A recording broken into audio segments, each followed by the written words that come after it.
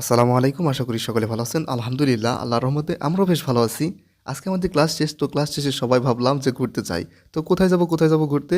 তো সবাই মিলে হাঁটতে থাকি। আমরা হাঁটতে চলে আসি শাহ মাকদুম হল, সৈয়দ আমির আলী হল এবং নবাব আব্দুল লতিফ হলের মাঝখানে। এখানে কিছু দোকান আছে। তো এখানে আমরা চা খাই, তারপর বিস্কুট খাই বা আরও কিছু মিষ্টি জাতীয় কিছু খাই। তো খেয়ে আমরা হাঁটা দিই। সবাই মিলে আমরা হাঁটা দেই বদ্ধভূমির দিকে। তো বদ্ধভূমির দিকে যাচ্ছিলাম। এখানে কিন্তু খোলা অনেক বড় মাঠ আছে। তো এগুলো কিন্তু দৃশ্য বেশ সুন্দর। এসব দৃশ্য কিন্তু আপনি অন্যান্য ভার্সিটিতে দেখতে পাবেন না, যেটা কিন্তু একটু ইউনিক। আমাদের বন্ধু সৌরভ ও রোহানের সাইকেল সালে সালে যাচ্ছিল। তো সামনে আমরা দেখতে পাই তেঁতুল গাছ। তো তেঁতুল গাছ থেকে অনেকেই তেঁতুল খেতে চেয়েছিল, যেহেতু এখানে সামনে একটা লোককে আমরা দেখতে পাই এবং সে এখানে তেঁতুল পাড়ছিল। তো তাকে বললো যে আমাদেরকে তেঁতুল খাওয়ান। তো তিনি উঠলো, তিনি গাছে উঠে আমাদেরকে কিছু তেঁতুল পেরে দিল। তেঁতুল পেরে দেওয়ার পর আমাদের মধ্যেও তো অনেক কারাকারি শুরু করে দিল, বিশেষ করে আবু রাইহান, তারপর সিয়াম, এরা কিন্তু বেশ কারাকারি শুরু করে দিল। আবার এদিকে মাহবুবও বেশ কারাকারি করতেছিল। তো বেশ ভালোই লাগতেছিল, সবাই অনেক কারাকারি করতেছিল তেঁতুল নিয়ে। আমি যদিও তেঁতুল খাই না, কারণ তেঁতুল আমার কাছে টক লাগে, এই জন্য আমি খাই না। আর এগুলো তেঁতুল মূলত আসলে শিক্ষার্থীরা খেয়ে থাকে। শিক্ষার্থীরা না খেলেও কিন্তু এখানে যারা স্থানীয় পোলাপান আছে, তারা কিন্তু এগুলো খেয়ে থাকে। এই বেশি খাইতে হবে না, চলো দাঁত হয়ে যাবে। এই তুই বলতে শক্ত না, একটু পড়বে তো। ব্যাগ নে কত ইকাই হালতি আর আমরা গ্রামের ফুলা খান তোমার এই মানে বেশি এই বেটা তুই তো টেল দিলি, যাই না। পুরো মাথা ফাটাই দিছা করতেছ। এটা দিয়ে তেতুলে তো পালতে পারবো। হেই বেটা হ্যাঁ, কোন দিকে মারিস রে ভাই? আর ইটটা নষ্ট করলি। এখানে বেড়া দিয়ে রেখেছে, তো সেই জন্য বন্ধুরা সব এই দিক দিয়ে আসতেছে। আলো টিলা গুহা। জঙ্গলে মঙ্গল কাটা খাইছো নাকি? প্রচন্ড কাটা এখানে। এই কাটা কিভাবে দেখেছে নাকি? এই দেখে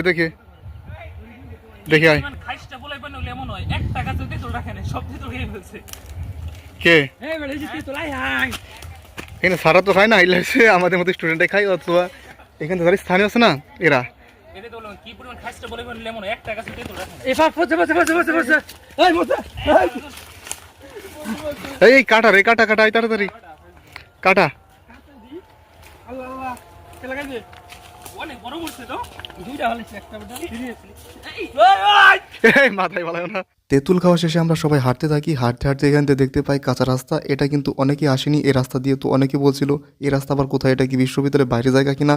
তো আমরা বলছিলাম যে এটা বিশ্ববিদ্যালয়ের বাইরে জায়গা নয়, এটা বিশ্ববিদ্যালয়ের ভেতরের অংশ।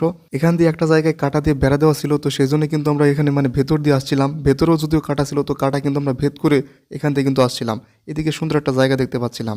এটা আসলে মূলত বদ্ধভূমির পেছনের অংশ। তেঁতুল খাওয়া শেষে আমরা সবাই মিলে আখ খেতে আসছিলাম। আপনারা অনেকে মনে করতে পারেন যে এটা আসলে চুরি নয়।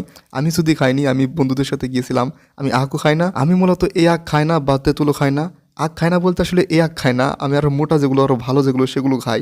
এগুলোকে ওরা অনেকে বলতেছিল আখ। আমি আসলে যতটুকু জানি এগুলো আসলে করচা, আমাদের এখান থেকে করচাই বলি আর কি। আমি যেহেতু আখ খাই না, তো দেখলাম যে কাশফুল ফুটেছে এখান দিয়ে অনেক বেশি। তো কাশফুল আমি একটা ছিঁড়লাম, দুইটা ছিঁড়লাম আর কি। তো দুইটা ছেঁড়ার পর সেগুলো দিয়ে আমি কি খেলা করতেছিলাম বলতে আমরা ছোটোবেলায় এরকম হাতের আঙুলে নিতাম এবং হাতের আঙুলে নিয়ে এই কাশফুলটা দেখতাম আসলে কতক্ষণ রাখা যায়। তো সেটাই করতেছিলাম। আমার দেখা দেখি আরও কিছু ছেলে পেলে ওরাও কাশফুল নিয়ে খেলাধুলা করতেছিল, বিশেষ করে সিয়াম এবং আবু রায়হান। ওরাও বলতেছিল যে তোর চাইতে বেশিক্ষণ রাখতে পারবো। এদিক দিয়ে অনেক বেশি বাতাস ছিল, সেই জন্য হাত থেকে এরকম কাশফুলটা পড়ে যাচ্ছিল বারবার করেই।